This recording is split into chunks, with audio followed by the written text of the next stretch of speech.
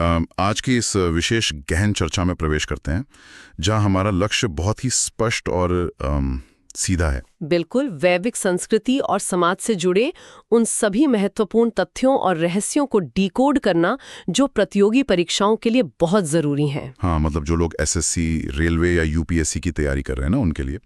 अक्सर इतिहास की भारी भरकम किताबों को देखकर एक स्वाभाविक सी उलझन होती है। इतने सारे तथ्य और इतनी सारी तारीखें होती हैं कि कोई भी उलझ जाए। एकदम सही कहा।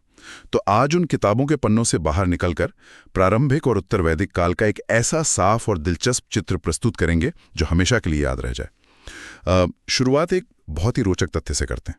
अच्छा, कौन सा तथ्य? क्या ये दिलचस्प नहीं है कि ऋग्वैदिक काल में बेटी को दुहिता कहा जाता था? हाँ, दुहिता, जिसका शाब्दिक अर्थ होता है गाय दुहने वाली। सोचिए, एक छोटा सा शब्द हमें उस समय की पूरी अर्थव्यवस्था के बारे में कितना कुछ बता देता है, जहां गाय सबसे मूल्यवान संपत्ति हुआ करती थी। तो चलिए इसे डिकोड करते हैं। ये दुहिता शब्द सच में उस समय की पूरी सामाजिक और आर्थिक धुरी को समझने का एक शानदार झरोखा है। जब हम वैदिक काल की बात करते हैं, जिसे हम मोटे तौर पर 1500 ईसा पूर्व से 600 ईसा पूर्व के बीच रखते हैं, बिल्कुल, तो हम एक ऐसे समाज को देख रहे होते हैं जिसका जीवन पूरी तरह से प्रकृति, पशुपालन और धीरे धीरे विकसित होती कृषि के इर्द गिर्द बुना गया था। ये कोई रातों रात बसा हुआ साम्राज्य नहीं था। मतलब खाना बदोश पशुपालकों से एक स्थायी कृषि समाज बनने तक का सफर। हाँ, और इतिहास के इन्हीं बदलावों को समझना सबसे जरूरी है। परीक्षाओं में सीधे रटे रटाए सवाल नहीं आते, इन्हीं बदलावों की समझ परखी जाती है। और इस समाज के बसने की जो जगह थी, यानी उनका भूगोल, वो इन बदलावों का सबसे बड़ा गवाह है।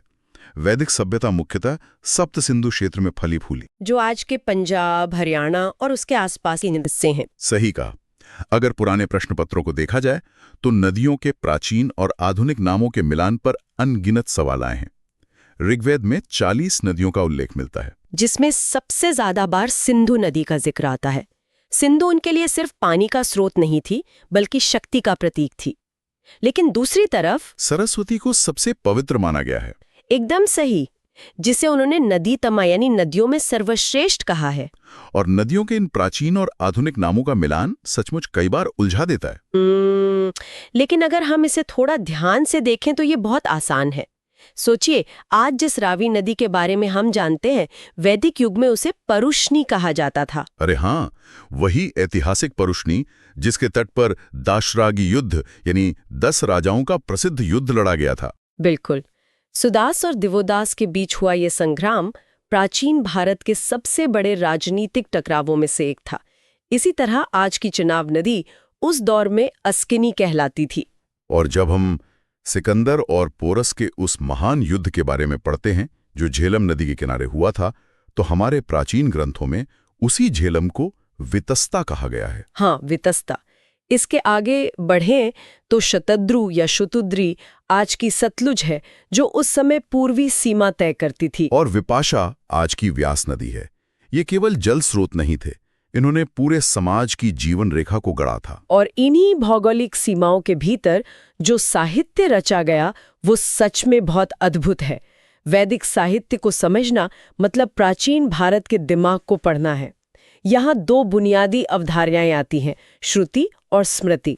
श्रुति का मतलब है सुना हुआ। जरा कल्पना कीजिए, इतने विशाल ग्रंथ बिना किसी कागज कलम के केवल गुरुओं से शिष्यों तक पीढ़ी दर पीढ़ी सुनकर सौंपे गए। उच्चारण की एक छोटी सी गलती भी बर्दाश्त नहीं की जाती थी। और दूसरी तरफ है श्रुति, जिसका मतलब है याद रखा हुआ। इसे बहुत बाद में मानवीय स्मृति के आधार पर संकलित किया गया। इसीलिए वेदों को अपौरुषेय भी कहा जाता है ना, जिसका अर्थ है कि इनकी रचना किसी सामान्य मनुष्य ने नहीं की। बिल्कुल, ये माना जाता है कि ऋषियों ने ध्यान की अवस्था में इस शाश्वत ज्ञान को महसूस किया। और इस श्रुति परंपरा का सबसे पहला और बड़ा स्तंभ है ऋग्वेद। दुनिया के सबसे पुराने ग्रंथों में से एक। मैक्स मुलर के अनुसार इसका समय लगभग 1200 ईसा पूर्व था। इसमें 10 मंडल और 1028 सूक्त हैं। और प्रसिद्ध गायत्री मंत्र जो आज भी इतने घरों में गूंजता है, वो ऋग्वेद के 3 मंडल से ही आता है। ये मंत्र देवी सावित्री को समर्पित है, जो सूर्य देवता का ही एक रूप है। और जो हम प्रार्थना गाते हैं ना, असतो मां सद्गमया, वो भी यहीं से आता है। हाँ, ऋग्वेद के बाद जो अन्य 3 वेद आते हैं, उनकी अपनी एक अलग दुनिया है। सामवेद को भारतीय शास्त्रीय संगीत की जन्मस्थली कहा जा सकता है। जिसमें 1810 छंद हैं। इसका मुख्य उद्देश्य ऋग्वेद के मंत्रों को एक लय देना था, ताकि यज्ञों के समय उनका संगीतमय उच्चारण हो सके। सामवेद ने शब्दों को धुन में बदल दिया। फिर आता है यजुर्वेद। यजु का अर्थ ही यज्ञ है। ये अकेला ऐसा वेद है जो गद्य और पद्य यानी प्रोज और पोएट्री दोनों में लिखा गया है। बिल्कुल। जब राज्यों का विस्तार हुआ तो राजसूय और वाजपेय जैसे राजकीय यज्ञों की शुरुआत हुई। उनके नियम यजुर्वेद में ही हैं। और फिर अथर्ववेद जो बाकी तीनों से काफी अलग है। 731 सूक्त हैं इसमें, लेकिन यह देवताओं के बजाय आम इंसान के दैनिक जीवन से जुड़ा है। हाँ, जादू टोना, बीमारियों का इलाज, रोजमर्रा की समस्याएं। इसे अनार्यों की कृति भी माना जाता है, जो दिखाता है कि आर्य और गैर आर्य संस्कृतियों का मेलजोल शुरू हो गया था। यहाँ बात सच में बहुत दिलचस्प हो जाती है, क्योंकि ये खजाना सिर्फ 4 वेदों तक सीमित नहीं है।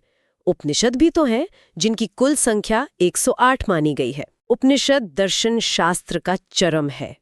जैसे हम हर सरकारी दस्तावेज पर सत्यमेव जयते देखते हैं, जो सीधा मुंडकोपनिषद से लिया गया है। परीक्षाओं का बहुत ही पसंदीदा सवाल है ये। और वेदों को समझने के लिए 6 वेदांग भी रचे गए। शिक्षा, कल्प, निरुक्त, व्याकरण, छंद और ज्योतिष। इनके तालमेल के बिना वैदिक ज्ञान को समझना संभव नहीं था। और इन ग्रंथों को पढ़ते हुए देवताओं का जो स्वरूप सामने आता है वो भी बहुत अनोखा है। कोई मूर्ति पूजा नहीं थी। प्रकृति के शक्तियों का ही मानवीकरण कर दिया गया था। पूरे ब्रह्मांड को पृथ्वी, अंतरिक्ष और द्यो यानी आकाश में बांटा गया और 33 मुख्य देवता माने गए। अगर हम सूक्तों की संख्या के आधार पर एक तरह की रैंकिंग देखें तो समाज के लिए सबसे महत्वपूर्ण देवता कौन थे, ये साफ हो जाता है। इंद्र सबसे ऊपर हैं, जिन्हें 250 सूक्त समर्पित हैं। युद्ध और वर्षा के देवता। दूसरे स्थान पर अग्नि देवता आते हैं 200 सूक्तों के साथ। अग्नि मनुष्यों और देवताओं के बीच एक संदेशवाहक का काम करते थे। जो भी आहुति धरती पे दी जाती वो धुएं के रूप में देवताओं तक पहुंचती। और तीसरे प्रमुख देवता सोम थे, 123 सूक्त, जो एक पवित्र पेय पदार्थ के भी देवता थे। अगर इसका बड़ा परिदृश्य देखें तो समाज कृषि और युद्ध पर निर्भर था। उन्हें फसल के लिए बारिश और रक्षा के लिए ताकत चाहिए थी, इसीलिए इंद्र सबसे बड़े देवता बने। बहुत ही सटीक विश्लेषण है। लेकिन समाज हमेशा एक जैसा नहीं रहा। प्रारंभिक और उत्तर वैदिक काल के बीच का बदलाव परीक्षाओं का सबसे बड़ा ट्रैप है। बिल्कुल। प्रारंभिक वैदिक काल में समाज समतामूलक था। वर्ण व्यवस्था कर्म पर आधारित थी, जन्म पर नहीं। परिवार पितृसत्तात्मक था, लेकिन छुआछूत, सती प्रथा, पर्दा प्रथा या बाल विवाह जैसी कोई कुप्रथा नहीं थी। लेकिन उत्तर वैदिक काल में तस्वीर पलट जाती है। ऋग्वेद के 10वें मंडल का पुरुष सूक्त, जिसे बाद में जोड़ा गया माना जाता है, यहीं से वर्ण व्यवस्था कठोर और जन्म आधारित हो गई। ब्राह्मण, क्षत्रिय, वैश्य, शूद्र, और इसी व्यवस्था ने विशेषाधिकारों को जन्म दिया। ब्राह्मण और क्षत्रिय टैक्स से पूरी तरह मुक्त हो गए। सारा टैक्स वैश्यों को देना पड़ता था और शूद्रों को केवल सेवा कार्यों तक सीमित कर दिया गया। इसी दौर में गोत्र की अवधारणा भी स्थापित हुई और 4 आश्रम बने: ब्रह्मचर्य, गृहस्थ, वानप्रस्थ और सन्यास। सन्यास का विचार सबसे अंत में विकसित हुआ था। और जब हम इन सामाजिक बदलावों को देखते हैं तो सबसे नाटकीय बदलाव महिलाओं की स्थिति में दिखता है। ऋग्वेदिक काल महिलाओं के लिए एक स्वर्णिम युग था। हाँ, उन्हें शिक्षा का पूरा अधिकार था। उपनयन संस्कार होता था। गार्गी, मैत्रेयी, अपाला और घोषा जैसी विदुषी महिलाओं ने तो ऋग्वेद की ऋचाओं की रचना भी की। और वे विदत जैसी सबसे प्राचीन राजनीतिक संस्था में भी हिस्सा लेती थीं। लेकिन उत्तर वैदिक काल में यह स्वर्णिम युग एक गहरी गिरावट की ओर चला गया। महिलाओं के अधिकारों में भारी कटौती हुई। उपनयन और गायत्री मंत्र से उन्हें वंचित कर दिया गया। बहुविवाह बढ़ गया। अगर हम विशुद्ध ऐतिहासिक दृष्टिकोण से ग्रंथों का विश्लेषण करें तो ऐतरेय ब्राह्मण में स्पष्ट रूप से बेटी को दुख का कारण कहा गया है। और अथर्ववेद में ऐसे मंत्र मिलते हैं जो कन्या भ्रूण को बालक में बदलने की बात करते हैं। यहाँ तक कि मैत्रायणी संहिता में स्त्री को जुआ और शराब के साथ 3 प्रमुख बुराइयों में गिना गया।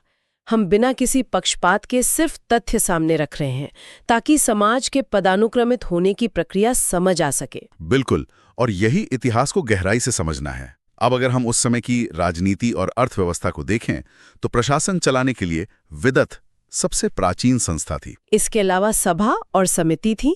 सभा श्रेष्ठ और बुजुर्ग लोगों की संस्था थी। आज की राज्यसभा की तरह। हाँ, और समिति आम जन प्रतिनिधि संस्था थी जो राजा का चुनाव तक कर सकती थी। और अर्थव्यवस्था की बात करें तो शुरुआत में पूरी तरह पशुपालन पर टिकी थी। गाय को अघन्या यानी न मारने योग्य कहा जाता था। युद्ध के लिए गविष्टि शब्द का इस्तेमाल होता था, जिसका अर्थ ही है गायों की खोज। लेकिन बाद में लोहे का ज्ञान हुआ, जिसे ग्रंथों में श्याम अयस या कृष्ण अयस कहा गया। लोहे से घने जंगल साफ हुए और शतपथ ब्राह्मण के काल तक कृषि मुख्य व्यवसाय बन गया। अर्थव्यवस्था का केंद्र गाय से हटकर जमीन पर आ गया। और जब एक स्थायी समाज बन गया तो शिक्षा प्रणाली भी व्यवस्थित हुई।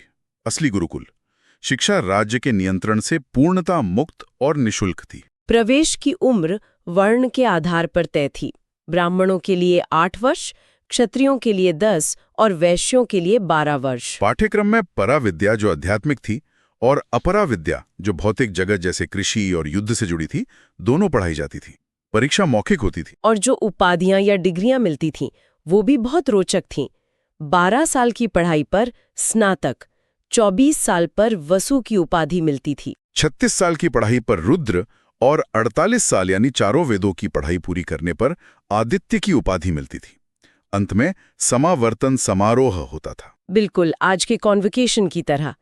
ये देखना अद्भुत है कि वैदिक काल का ज्ञान आज भी भारतीय समाज को समझने का सबसे मजबूत शॉर्टकट है। तो आज की इस चर्चा को समेटने से पहले एक बहुत ही विचारशील तथ्य पर नजर डालते हैं जो श्रुतों में मिलता है। ग्रंथों में निष्क शब्द बार बार आता है।